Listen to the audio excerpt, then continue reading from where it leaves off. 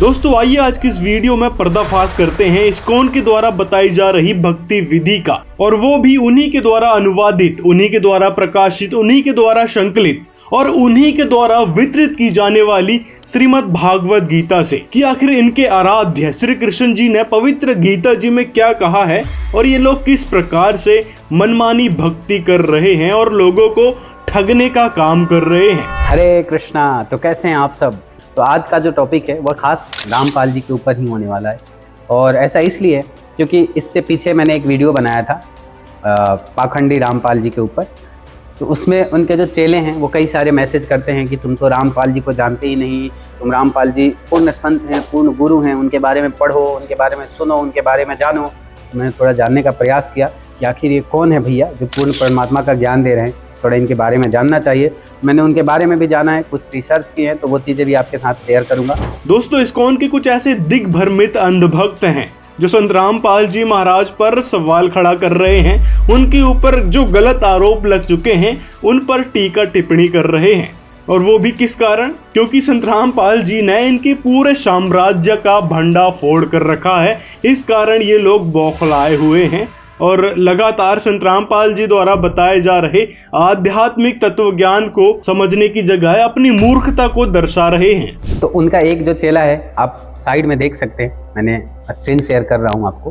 तो इसमें बता रहे हैं कि रामपाल जी जो है ना, वो उनका जो ज्ञान है सभी शास्त्रों द्वारा प्रमाणित है। हाँ भाई, संत रामपाल जी महाराज प्रमाणित भक्ति विधि ही बताते हैं, वो भी हमारे पवित्र शास्त्रों के अनुसार। यदि विश्वास नहीं हो रहा तो आगे आपकी अंधभक्ति का विशेष तरीके से खुलासा करेंगे, वो भी प्रमाण के साथ। और आपने जो संत रामपाल जी महाराज के खिलाफ चलाई गई फर्जी खबरों को दिखाकर अपने आप में कूल बनने की जो कुचेष्टा करी है, उसके बारे में भी सच जान लो।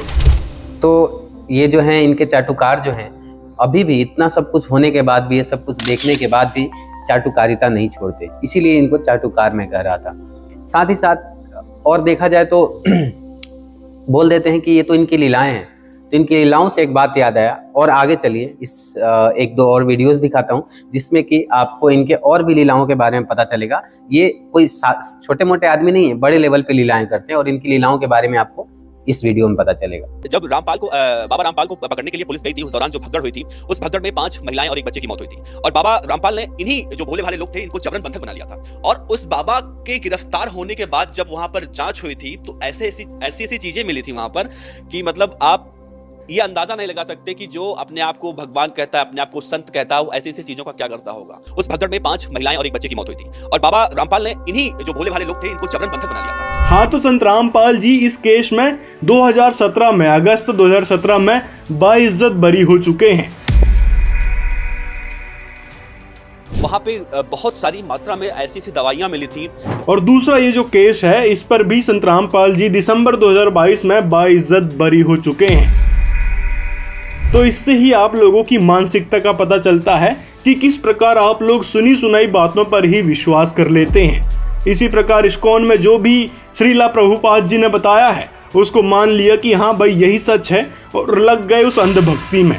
जबकि पवित्र गीता जी में क्या बात कही गई है, इस पर थोड़ा सा भी विचार आप लोगों ने नहीं किया, ना ही रिसर्च करी। तो आज के समय में संत रामपाल जी महाराज ही वह पूर्ण संत हैं, तत्वदर्शी संत हैं, पवित्र गीता जी के अनुसार जो तत्व ज्ञान का उपदेश बता रहे हैं, जो श्री कृष्ण जी ने पवित्र गीता जी में संकेत के रूप में बता रखा था। तो उसी को डिकोड करके आज जन समाज के सामने केवल और केवल संत रामपाल जी महाराज ने रखा है, ना कि आपके श्रीला प्रभुपाद जी ने। श्रीला प्रभुपाद जी तो छोड़ो, आज के समय में जितने भी संत महंत हुए हैं, धर्म गुरु हुए हैं, वो तक नहीं समझ पाए हैं पवित्र गीता जी के उपदेश को, श्री कृष्ण जी के उपदेश को। और वो केवल संत रामपाल जी महाराज ने ही डिकोड करके बताया है। और यदि आप न्यूज़ की बातों को ही सच मान बैठे हैं तो ऐसे तो न्यूज़ वालों ने ढेरों इल्ज़ाम लगाए हैं श्रीला प्रभुपाद पर। तो क्या ये बात सच है? ये तो आप ही जानते होंगे। और दूसरा, संत रामपाल जी महाराज के आश्रम में क्या हुआ था, क्या नहीं हुआ था, उसकी जानकारी तो हमको होगी जो हम आश्रम में मौजूद थे उस समय, ना कि उन फर्जी न्यूज़ चैनलों को जो आज के समय में अपनी गरिमा पहले ही गिरा चुके हैं झूठ पर झूठ बोलकर। और उसके पहले से ही लोग न्यूज़ पर विश्वास करना बंद कर चुके थे, और आज के समय में तो कोई भी न्यूज़ नहीं देखता। लेकिन आप उन्हीं न्यूज चैनलों के वीडियोस देखकर प्रभावित हो रहे हैं और संत रामपाल जी महाराज पर जो इल्जाम लगाए गए थे उनको सच मानकर लोगों को दिखाना चाह रहे हैं और यही आपकी मूर्खता को दर्शाता है। अब आपको दिखाते हैं आपकी ही श्रीमद् भागवत गीता से कि आप किस प्रकार अंधभक्ति में लगे हैं और श्री कृष्ण जी वास्तव में कह क्या रहे थे। मिसिस कौन की पुस्तक है जो इनकी लिखी हुई है और इसमें से हम प्रमाण दिखाएंगे कि भगवान श्री कृष्ण जी महाराज किस शरण में जाने के लिए कह रहे हैं। कौन है वो परमात्मा जो भगवान श्री कृष्ण जी से अन्य है और जिसमें क्योंकि कृष्ण जी को ही ये सर्वोत्तम मानते हैं। कृष्ण जी ने ही गीता बोली है, इस टाइप से कहते हैं। भगवान श्री कृष्ण जी महाराज जो है वो किस भगवान की शरण में जाने के लिए कह रहे हैं, ये हम कौन की द्वारा लिखी गीता से ही प्रमाणित करके आपको दिखाते हैं। ये देखिए, ये गीता अध्याय 18 का श्लोक नंबर 62 है और इसमें आप देख रहे हो कि भगवान कह रहे हैं कि हे भारत, तू सब प्रकार से उसकी शरण में जाओ, उसकी कृपा से तू परम शांति को तथा परम नित्य धाम को प्राप्त करोगे। अब यहाँ पर भगवान श्री कृष्ण जी किसी अन्य भगवान की शरण में जाने के लिए साफ यहाँ पर लिखा हुआ इस श्लोक में। और आप अगला नेक्स्ट श्लोक देखोगे तो इस श्लोक में ये देखिए, ये इनका अनुवाद जो इन्होंने खुद ही किया हुआ है। यहाँ पर इन्होंने गीता अध्याय 18 का श्लोक नंबर 66 है, इसमें इन्होंने व्रज का जो अर्थ किया है, व्रज का जो अर्थ है इन्होंने जाव कर रखा है, लेकिन आप इनका जब सरलाद देखेंगे तो इनमें इसका अर्थ इन्होंने आव कर रखा है। यहाँ पर भगवान किसी अन्य भगवान की शरण में जाने का निर्देश बार बार अपने श्लोकों के द्वारा इसमें लिखा हुआ है। और वो कौन परमात्मा है जिसकी शरण में जाने के लिए कौन के जो गीता में भगवान श्री कृष्ण जी आदेश दे रहे हैं, आइए हम उसका भी जिक्र आपके सामने करते हैं। अब ये देखिए, गीता अध्याय 8 का श्लोक नंबर 9 हम देखिए, इसमें साफ लिखा हुआ है कि वो कबीर परमात्मा है जो प्राचीन है, जो सबसे पहला लघु से भी लघु है और पालन करता है, समस्त भौतिक बुद्धि से परे है, अचिंत है तथा नित्य पुरुष के रूप में करे। वह सूर्य के भांति तेजमान है और इस भौतिक प्रकृति से परे दिव्य रूप है। और इसमें इन्होंने साफ लिखा है कि वो भगवान कबीर है, वो कबीर है। अच्छा, यहाँ पे इन्होंने कवि भगवान कर दिया, जैसे कि यहाँ पे जो कविम लिखा है ना, उसका अर्थ पहले तो इन्होंने सर्वज्ञ कर दिया। सर्वज्ञ के बाद फिर इन्होंने यहाँ पर कवि को भगवान बताया। तो दोस्तों यहाँ विचार कर सकते हैं आप कि ऐसा कवि कौन हुआ है जो भगवान की श्रेणी में आता हो, क्योंकि ऐसे कौन से कवि ने लीला करी हो जो भगवान हो। आज तक यदि आप किसी की भी हिस्ट्री खोल के देख लो, चाहे रैदास जी हो, तुलसीदास जी हो, और भी मीराबाई हो, या फिर और भी जो कई सारे कवि हुए हैं, उनकी हिस्ट्री खोल के देख लो, किसी ने भी भगवान वाले चमत्कार नहीं दिखाए हैं। और कबीर साहिब ही एकमात्र ऐसे कवि हुए हैं जिन्होंने भगवान वाली लीला करके दिखाई है। तो इससे स्पष्ट होता है कि कबीर साहिब के बारे में ही ये सारी जो बातें बोली है। और आप ये इसमें भी एक प्रमाण और देखेंगे कि ये जो गीता प्रेस गोरखपुर से प्रकाशित है, इसमें भी भगवान श्री कृष्ण जी महाराज, ये देखिए आप इसमें देखेंगे गीता अध्याय 15 का श्लोक नंबर आप ये 4 पढ़ रहे हैं। इसमें भी देखिए, उसके पश्चात उस परम पद परमेश्वर को बड़ी भांति खोजना चाहिए जिसमें गए हुए पुरुष फिर लौटकर संसार में नहीं आते, और उस परमेश्वर से इस पुरातन संसार ग्रस्त की प्रवृत्ति हुई है, उसी आदि पुरुष नारायण के मैं शरण में हूँ। यानी कृष्ण जी कह रहे हैं कि उस आदि पुरुष नारायण के मैं शरण में हूँ जी। तो इससे सिद्ध होता है कि वो पूर्ण परमात्मा जो सबसे पहले अव्यक्त परमेश्वर है, जो प्राचीन है, जो सबसे पहला परमेश्वर है, वो कबीर साहिब जी है। वेदों के अंदर ही उसी परमात्मा को कबीर परमात्मा कवि लिखा हुआ है।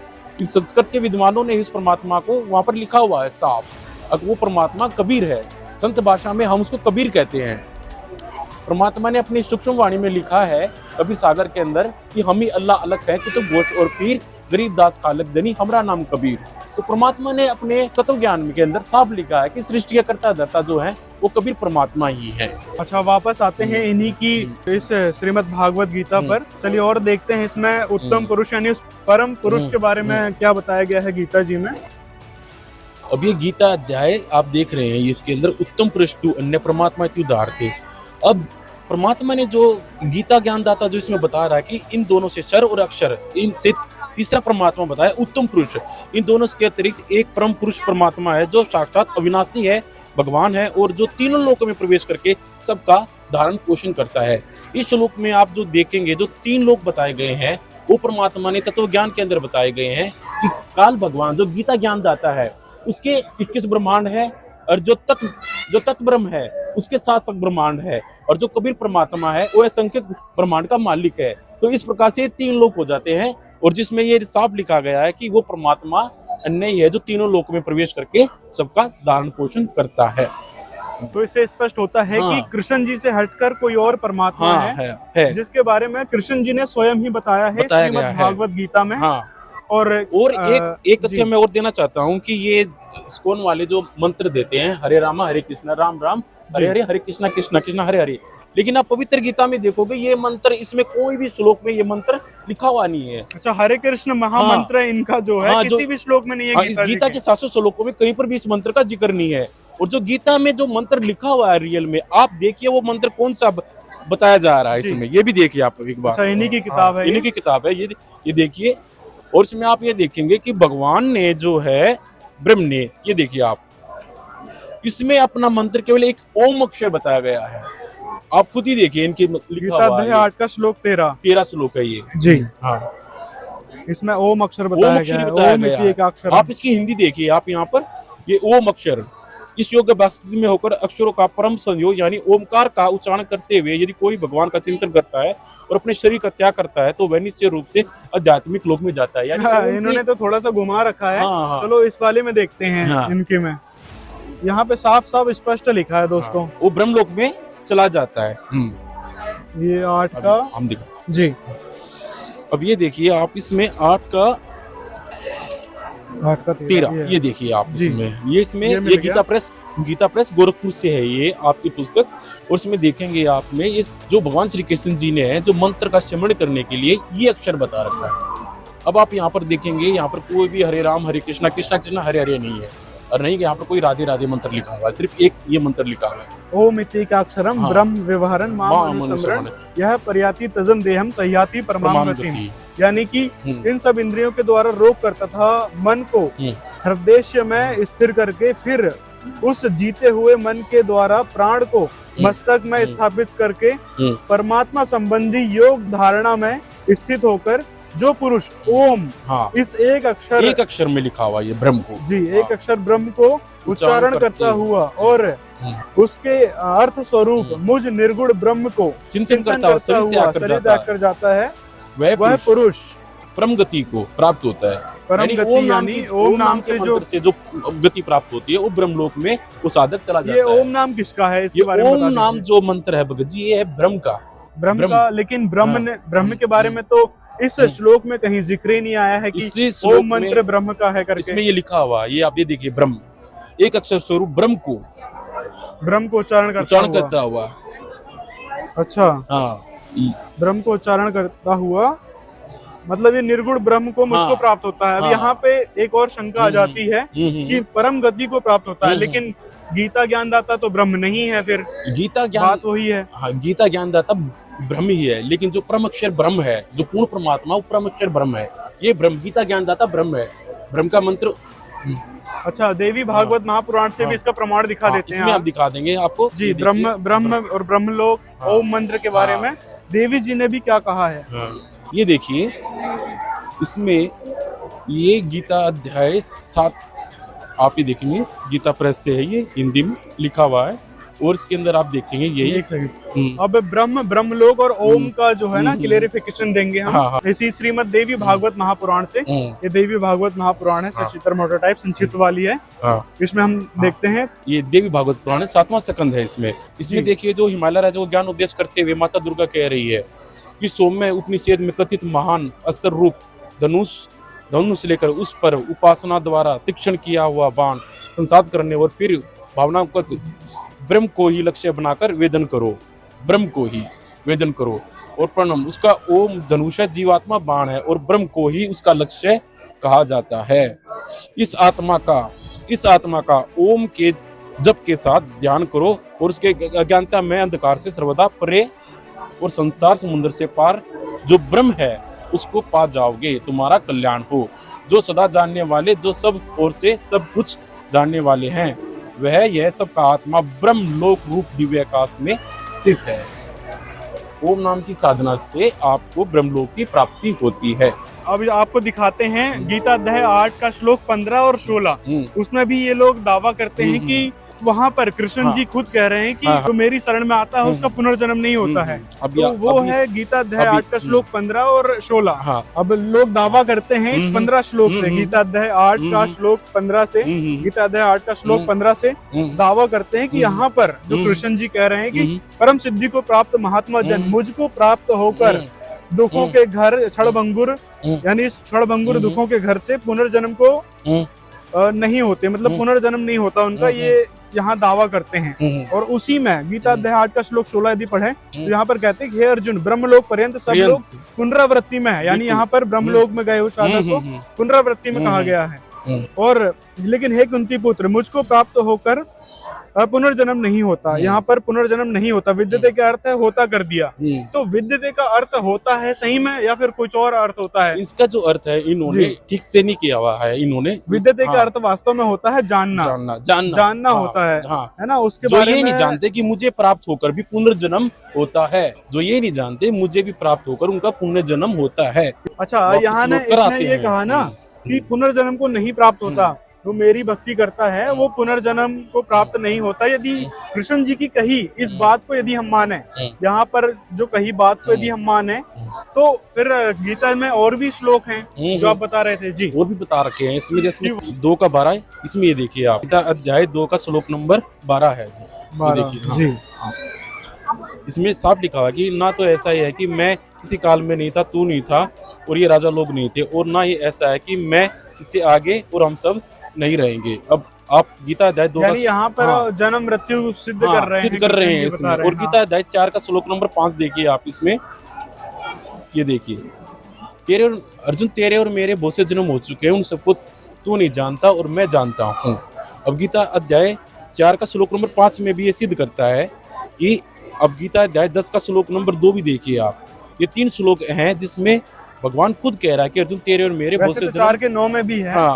और ये 4 का, अभी 10 का कौन सा दिखा रहा है? 10 का 2 श्लोक आप ये देखिए, ये देखिए, मेरी उत्पत्ति को अर्थात लीला को प्रकट होने को ना देवता लोग जानते हैं और ना ही महर्षि जानते हैं, क्योंकि मैं सब प्रकार से देवताओं का और महर्षियों का आदि कारक हूँ। यानी यहाँ उत्पत्ति की बात आ गई। हाँ, क्योंकि यहाँ पर जो उत्पत्ति हुई है ब्रह्म भगवान से ही सभी देवताओं जो भी गीता ज्ञानदाता आप जिसको भी मानते हो, यदि वो उत्पत्ति कह रहे हैं अपनी की उत्पत्ति हुई है, तो इसका मतलब है कि वो पुनर्जन्म में भी आए, पुनर्जन्म में भी आ रहा है। जब ये कहने का मतलब नहीं बनता कि पुनर्जन्म नहीं होता, जैसे गीता अध्याय 8 के श्लोक 15 और 16 में कहे हैं। अगर यहाँ पर ब्रह्म भगवान अपने आप को अविनाशी कहता तो उसकी भक्ति करने से ही बंदा अविनाशी लोक में प्राप्त होता है, और जहाँ पर जन्म और मृत्यु नहीं होती। लेकिन जब ब्रह्म भगवान खुद ही अपनी मृत्यु को 3 श्लोकों में जन्म और मृत्यु में कह रहा है, तो उसकी भक्ति से जो बंदा उसकी भक्ति करेगा तो ओबियसली सी उसके भी जन्म और मृत्यु होगी। और गीता अध्याय 8 के श्लोक नंबर 16 में साफ लिखा है कि जो ब्रह्म लोक में गए वे साधक भी पुण्य लौटकर वापिस इस संसार में आते हैं। इससे ये भी सिद्ध होता है कि गीता ज्ञानदाता कृष्ण जी नहीं है, वो ब्रह्म है, जिसने अपना ओम अक्षर किया है, और ओम अक्षर ब्रह्म का है, ब्रह्म लोक में जाया जाएगा। तो उसके बारे में देवी भागवत महापुराण से भी प्रमाणपन्न दिखा दिए हैं। श्लोक 17, अब ना सही तो तू उसको जान जिसको यह संपूर्ण संसार दृश्य वर्ग व्याप है, इस अविनाशी का विनाश करने में कोई भी समर्थ नहीं है। ये गीता प्रेस गोरखपुर से आप देख रहे हैं। और इन्होंने क्या किया? और इन्होंने क्या किया हुआ आप ये देखिए कि जो सारे शरीर में व्याप्त है उसे ही तू अविनाशी समझो, उस अव्यक्त आत्मा को नष्ट करने में कोई भी समर्थ नहीं है। अब इन्होंने क्या किया, परमात्मा का जो है इन्होंने आत्मा कर दिया यहाँ पे। ऐसे ही इन्होंने जगह जगह पे जहाँ पर पूर्ण परमात्मा की बारे में प्रकट होने वाले श्लोक जो थे वहां पर उन्होंने वहां को घुमा फिरा के उन्होंने सारी बात भगवान श्री कृष्ण जी की तरफ इन्होंने, यदि इन्होंने सारे शरीर में व्याप्त तुम ही अविनाशी कहा है, तो यदि गीता अध्याय 15 का श्लोक 16 देखें तो वहाँ पर यदि क्षर और अक्षर को ये शरीर मान रहे हैं, तो यहाँ से तो उनकी बात ही खंडित हो जाती है, क्योंकि संत रामपाल जी ने बताया क्षर और अक्षर वो पुरुष हैं, क्षर पुरुष और अक्षर पुरुष। अब इन्होंने जो गीता अध्याय 15 का श्लोक नंबर जो ये 16 है, इसका अर्थ इन्होंने क्या किया, दोमो पुरुषों मतलब 2 पुरुष है, उनसे क्षर और अक्षर। अब इन्होंने इनका अर्थ क्या कर रखा, जीव 2 प्रकार के हैं, च्युत तथा अच्युत। भौतिक जगत में प्रत्येक जीव च्युत यानी सर होता है, और आध्यात्मिक जगत में प्रत्येक जीव अच्युत यानी अक्षर कहलाता है। अब इनका आप अर्थ खुद ही देखिए, इन्होंने क्या कर रखा है इस गीता का। अब आप ये गीता प्रेस गोरखपुर से देखिए, आप ये देखिए गीता प्रेस गोरखपुर से जयदयाल गोंका इसके अनुवादक हैं। और ये देखिए इसमें उन्होंने साफ लिखा है कि इस संसार में नाशवान और अविनाशी भी ये दो प्रकार के पुरुष है। पुरुष माने भगवान होता है। संपूर्ण भूत प्राणियों के शरीरों तो नाशवान है और जीवात्मा अविनाशी कही जाती है। अब अगला ही श्लोक में आप देखेंगे, उत्तम पुरुष तू अन्य ही है जो तीनों लोकों में प्रवेश करके सबका धारण पोषण करता है। अविनाशी परमेश्वर परमात्मा इस प्रकार से कहा जाता है। यानी इन दोनों पुरुषों से वो परमात्मा अलग है, अलग ही है। इन्होंने भी उस परमात्मा के बारे में हाँ, बताया है कि बताया है। परम पुरुष परमात्मा है। हाँ, ये देखिए। हाँ, अब ये देखिए ये तो इससे स्पष्ट होता है कि गीता ज्ञानदाता से हटकर कोई और परमात्मा है जिसके बारे में गीता ज्ञानदाता खुद कह रहा है। और वह परमात्मा कौन है जो आपको दिखाया गीता अध्याय 8 का श्लोक नंबर 9 में कवि भगवान बताया गया है, जो कवि परमात्मा है, जो कवि को भगवान बताया गया है, तो वो ही है। तो अभिषेक जी, मैं इसमें कुछ और भी खुलासा करना चाहता हूं, जो कि इस्कॉन की श्रीमद् भगवत गीता जी है। इसके अंदर में इस्कॉन के जो प्रमुख थे एससी वैद्य वेदांत जी, इनका मानना यह है, इनके प्रमुख थे एससी भक्ति वेदांत जी, इनका मानना यह है, और इन्होंने इसमें अपनी गुरु प्रणाली दिखा रखी है। इसमें आइए इनकी गुरु प्रणाली को देखते हैं, थोड़ा देखिए जी। ये इनकी भगवत गीता जी है, ये इनकी गुरु परंपरा है। ये ऐसा मानते हैं कि श्री कृष्ण जी ने सबसे पहले ज्ञान ब्रह्मा को दिया, नारद को दिया, व्यास को दिया, मध्य को दिया, पद्मनाभ को दिया, नरहरि को दिया जी। ये होते हुए इनके एससी भक्ति वेदांत स्वामी प्रभुपाद जी 32वें नंबर के हैं। तो इनका मानना ये है, ये कहते हैं कि जो भक्ति वेदांत प्रभुपाद जी हैं वह इनकी गुरु प्रणाली के 32वें नंबर के आचार्य हैं। लेकिन श्रीमद् भगवत गीता जी जो है उसके अध्याय 4 के श्लोक नंबर 32 में यह लिखा हुआ है कि ब्रह्म कह रहा है कि मैंने ये ज्ञान पहले सूर्य को दिया था, सूर्य ने इक्ष्वाकु और परंपरागत मनु और राजऋषियों को प्राप्त हुआ, उनकी तो कोई प्रणाली ही नहीं है। आइए देखते हैं जी। ये वही इनकी गुरु प्रणाली। और श्रीमद् भगवत गीता जी अध्याय 4 का श्लोक नंबर 1, भगवान श्री कृष्ण ने कहा, मैंने इस अमर योग विद्या का उपदेश सूर्यदेव विश्वान को दिया और विश्वान ने मनुष्यों के पिता मनु को उपदेश दिया और मनु ने इसका उपदेश इक्ष्वाकु को दिया। और अगले में और देखते हैं जी। इस प्रकार यह परम विज्ञान गुरु परंपरा द्वारा प्राप्त किया गया और राजऋषियों ने इस विधि से इसे समझा। तो अब मैं आपसे ये कहना चाहता हूँ, ना इनके गुरु प्रणाली में सूर्यदेव का नाम है, ना इक्ष्वाकु का नाम है, ना उन राजऋषियों का नाम है, ना मनु का नाम ना है, मनु का नाम है। इन्होंने सीधा श्री कृष्ण जी से ब्रह्मा से लेकर और 32वें नंबर पे 32 नंबर पे भक्ति वेदांत एससी प्रभुपाद जी ने बताया कि मैं हूं। तो इनकी गीता जी से ही इनका ज्ञान गलत सिद्ध होता है। यह यथार्थ गीता नहीं है। जो यथार्थ गीता है वह संत रामपाल जी महाराज जी की गीता ज्ञान नाम पुस्तक, गीता तेरा ज्ञान अमृत है, उसको पढ़ें और यथार्थ गीता के गूढ़ रहस्य को आप समझें। तो दोस्तों, ये सच्चाई थी इस्कॉन के द्वारा लिखित श्रीमद् भागवत गीता से ही, जो हमने आपके सामने रखी संत रामपाल जी महाराज जी के ज्ञान अनुसार। अब निर्णय आपको लेना है कि सच में इस्कॉन द्वारा जो भक्ति विधि बताई जा रही है, कृष्ण जी को सर्वोच्च भगवान की श्रेणी में रखा जा रहा है, तो क्या वो बात सही है? जबकि हमने भागवत गीता से ही दिखा दिया, इन्हीं के द्वारा लिखित, कि वास्तव में कृष्ण जी किसकी भक्ति विधि बता रहे थे। तो दोस्तों, ये थी वास्तविकता पवित्र श्रीमद् भागवत गीता की, जो कृष्ण जी ने अपना उपदेश दिया था। वो कहना चाह रहे थे कि पूर्ण परमात्मा केवल एकमात्र है, वो है उत्तम पुरुष, जिसका मंत्र गीता अध्याय 17 श्लोक 23 में बताया है, जिसके पास जाने के लिए, जिसकी शरण में जाने के लिए गीता अध्याय 18 श्लोक 62 और 66 में कहा है, जैसे कि आपने यहाँ पर प्रमाण देखा। और इस्कॉन के अंधभक्त इन्हीं सच्चाई को नहीं समझ पाए जो संत रामपाल जी महाराज ने सबके समक्ष रखी है। तो वीडियो कैसा लगा हमको कमेंट में ज़रूर बताएं और इस वीडियो को ज़्यादा से ज़्यादा अपने मित्रों तक शेयर करें ताकि उनको भी पता चल सके कि इस्कॉन वाले किस प्रकार से कृष्ण जी के नाम पर ठग रहे हैं। झूठ बोल बोल कर ना तो इनको सदग्रंथों का पता है, ना ही श्रीमद् भागवत गीता का, जो कि ये बेचते भी हैं, उसका ही इनको ज्ञान नहीं है। तो मिलते हैं अगले वीडियो में।